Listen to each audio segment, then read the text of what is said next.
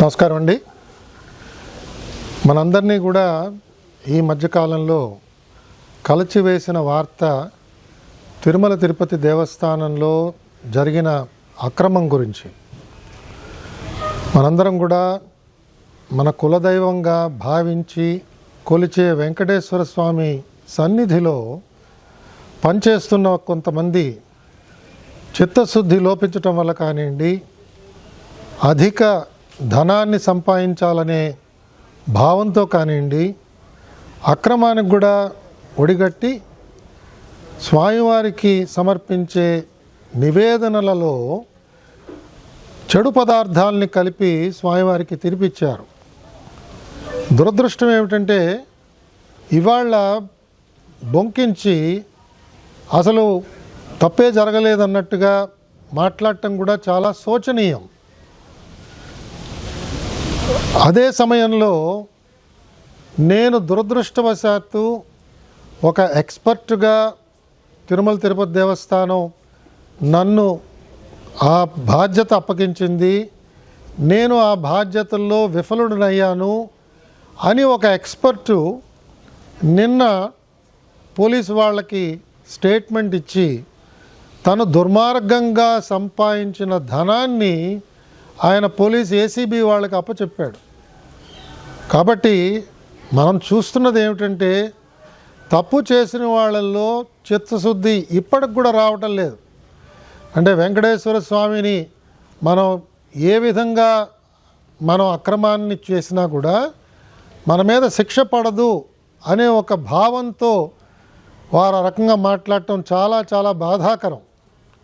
మనం ఒకసారి పూర్వపరాల్లోకి వెళితే తిరుమల తిరుపతి దేవస్థానం ప్రతిరోజు సుమారు 13,000 కిలోల నుంచి 18,000 కిలోల దాకా నెయ్యి కొనుగోలు చేస్తుంది.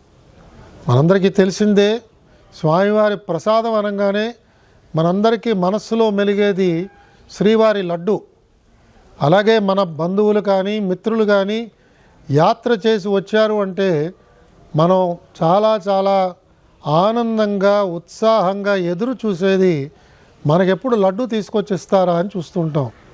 పరీక్షలకు వెళ్ళే విద్యార్థులు, కళ్యాణం చేయించుకునే పెద్దవాళ్ళు, వృద్ధాప్యంలో చేసుకుంటున్న ఉత్సవాల్లో కూడా స్వామివారి యొక్క ప్రసాదాన్ని అపురూపంగా భావించే జాతి మనందరిది కూడా. యావత్ భారతదేశం అంతా కూడా వీళ్ళందరూ ఇవాళ ఉండి వాళ్ళందరూ కూడా భారతదేశంలో ఎక్కడికి వెళ్ళినా కూడా తిరుమల గురించి, కలియుగ ప్రత్యక్ష దైవం గురించి మాట్లాడుతున్నప్పుడు స్వామివారి ప్రసాదం గురించి మాట్లాడతారు. మరి కేవలం లడ్డూ ప్రసాదం ఒకటే కాకుండా స్వామివారి అన్నప్రసాదాల్లో కూడా అదే నెయ్యి వాడతారు. ఉపదేవాలయాల్లో కూడా వాడే నెయ్యి ఈ విధంగానే తిరుమల తిరుపతి దేవస్థానం వాళ్ళు ప్రొక్యూర్ చేసి ఇస్తుంటారు. కొన్ని ప్రాంతాల నుంచి వస్తున్న నెయ్యి మనకి క్వాలిటీ బాగా లేదు, నాణ్యత లేదు అని తెలిసినప్పుడు వాళ్ళకి నోటీసులు ఇచ్చి వాళ్ళని ఆపేయడం విధిగా జరుగుతూ ఉంటుంది. తిరుమల తిరుపతి దేవస్థానం ఆధ్వర్యంలో ప్రొక్యూర్మెంట్ కమిటీ వాళ్ళు ఈ ప్రొక్యూర్మెంట్ చేస్తుంటారు. ఆ ఘీ ప్రొక్యూర్మెంట్ చేస్తున్నప్పుడు ఆ ఘీలో నాణ్యత ఎలా ఉన్నది అవన్నీ కూడా వాళ్ళు చాలా జాగ్రత్తగా పరిశీలన చేయవలసిన బాధ్యత వారి మీద ఉన్నది. అంతేకాకుండా తిరుమల తిరుపతి దేవస్థానం వారు కొన్న ఈ ఘీని, నెయ్యిని ఎప్పటికప్పుడు పరీక్ష చేయడానికి వివిధ ప్రాంతాలకు పంపిస్తున్నారు. అలాగా ప్రభుత్వం మారిన తర్వాత, కూటమి ప్రభుత్వం వచ్చిన తర్వాత మనందరికీ కూడా ఒక పెద్ద గంభీరమైన వార్త ముఖ్యమంత్రి గారు ఆవిష్కరించింది ఏమిటంటే తిరుమల తిరుపతి ప్రసాదంలో వాడిన నెయ్యి కలుషితమైనది, ఇందులో జంతు కొవ్వు కూడా కలిసినట్టుగా కనిపిస్తున్నది అని ఆ రోజు సెప్టెంబర్ 2024 నాడు ఆయన సెలవిచ్చారు. మనందరం కూడా చాలా చాలా బాధపడ్డాం. మనలో కొంతమంది దుఃఖించాం. అందరూ చూస్తుండగానే కన్నీళ్లు రాల్చాం. మనం నమ్ముకున్న మన దైవానికి అలాంటి ప్రసాదాన్ని మనం ఇస్తామా? ఎంత తప్పిదం ఇది! క్షమించరాని తప్పిదం కింద కూడా మనందరం కూడా ఆ రోజు అనుకున్నాం. దాన్ని వెంటనే ప్రభుత్వం చర్యలు తీసుకుని ఎంక్వైరీ చేయడానికి ఒక డిఐజీ స్థాయి అధికారిని వెంటనే ఎంక్వైరీ ఆఫీసర్గా పెట్టి ఎస్ఐటీని ఫామ్ చేసిన తర్వాత ఎవరైతే తప్పు చేసి ఉంటారని మనం అందరం భావిస్తున్నామో వారు సుప్రీంకోర్టుకు వెళ్ళి మేమేం తప్పు చేయలేదని చెప్పి ఆ రోజు బొంకారు.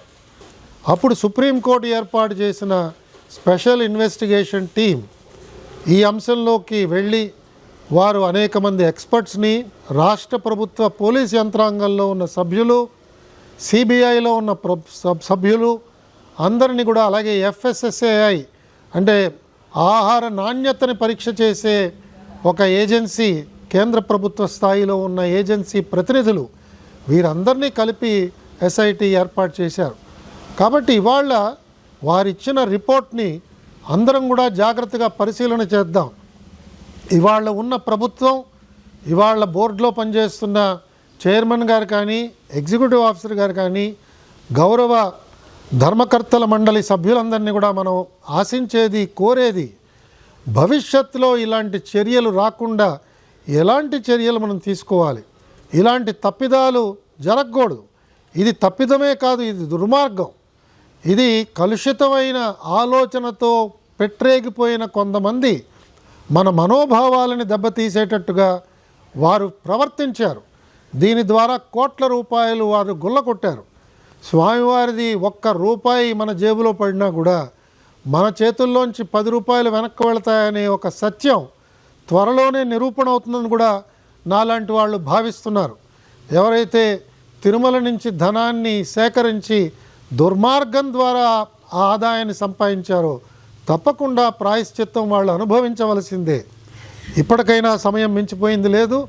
దీన్ని రాజకీయ కోణంలో ఆలోచన చేసి వాదించే కంటే మాకు వెంకటేశ్వర స్వామి మీద నమ్మకం లేదు, మాకు డబ్బు మీద నమ్మకం ఉంది అని వాళ్ళ నమ్మకాలని బయట పెట్టవలసిందిగా నేను అందరి తరఫున నేను వారిని డిమాండ్ చేస్తున్నాను. మీకు వెంకటేశ్వర స్వామి మీద నమ్మకం ఉంటే మౌనం వహించండి. మీరు చేసిన ఈ దుర్మార్గానికి మీరు మీ చింతని ప్రకటించండి, మీ బాధను వ్యక్తపరచండి. ప్రాయశ్చిత్తంగా వెళ్ళి అంగప్రదక్షిణ చేస్తారో, పుష్కరిణిలో మునుగుతారో, లేదా తల నీలాలు అర్పిస్తారో, లేదా వెళ్ళి శిక్ష అనుభవిస్తారో జైల్లో కూర్చుని, అది మీకే వదిలేస్తున్నాం.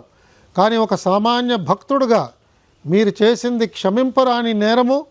మీరు దాన్ని వెనకేసుకొస్తూ ఇవాళ సమాజంలో అలజడి సృష్టించడానికి ప్రయత్నం చేయడం ఏమాత్రం కూడా ఇది శ్రేయకరమైన పని కాదు. మీ వల్ల మేము ఆశిస్తున్నది కాదు. రాజకీయ పార్టీలు వాదనలు ఏ రకంగా ఉన్నా కూడా అది వాదనలతోనే మీరు చేసుకోవాలి. కానీ ప్రజా జీవనానికి అంతరాయం కలిగించడం కానీ, ప్రజా ఆస్తుల్ని తగలబెట్టడం కానీ ఈ విధంగా చేయడం క్షమింపరాని నేరం అవుతుంది. వెంకటేశ్వర స్వామి భక్తులందరినీ కూడా సవినయంగా నేను కోరేది, తప్పకుండా మనం కొంత సమయాన్ని వేచి చూద్దాం. ప్రభుత్వం తీసుకునే అనేక మంచి చర్యల వల్ల తిరుమల తిరుపతి దేవస్థానంలో ఈ తప్పుని ఎవరైతే చేశారో వారందరికీ శిక్ష తప్పకుండా పడుతుంది. ఇప్పటికే ప్రభుత్వం అక్కడ పనిచేస్తున్న కొంతమంది ఉన్నతాధికారుల్ని స్థానచలనం కలిగించింది. మిగతా వారి మీద కూడా చర్యలు మొదలుపెట్టినట్టుగా నాకు వినిపిస్తున్నది. మనందరం కూడా స్వామివారి భక్తులుగా వినమ్రతతో స్వామివారిని కోరుతూ ఇలాంటి తప్పులు చేసిన వారందరి పక్షాన మనందరం క్షమాపణలు కోరుదాం. ఇలాంటి తప్పు చేసిన వారందరికీ తగిన విధంగా స్వామివారు శిక్ష విధిస్తారని నమ్ముతూ మనందరం కూడా ఎల్లవేళలా నమ్మే వెంకటేశ్వర స్వామిని మరొక్కసారి భక్తిపూర్వకంగా గోవిందా గోవిందా అని స్వామివారిని కొలుస్తూ మనం చేసుకునే మన విధి నిర్వహణలో నిమగ్నం అవుదామని చెప్పి నేను పిలుపునిస్తూ మీ దగ్గర సెలవు తీసుకుంటున్నాను. గోవిందా.